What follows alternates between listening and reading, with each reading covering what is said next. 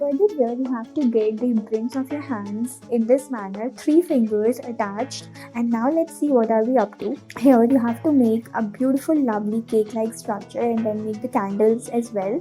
Decorate it further in this manner and then make it look like this. Then you need to decorate the cake and make it look even more amazing.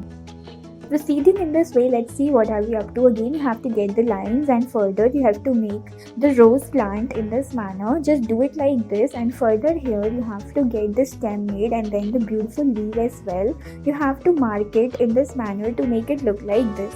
This is gonna look absolutely amazing. Isn't it cool? Just make the boundaries as well, and this flower is gonna look absolutely amazing. Just color it further, and yes, this is gonna look beautiful.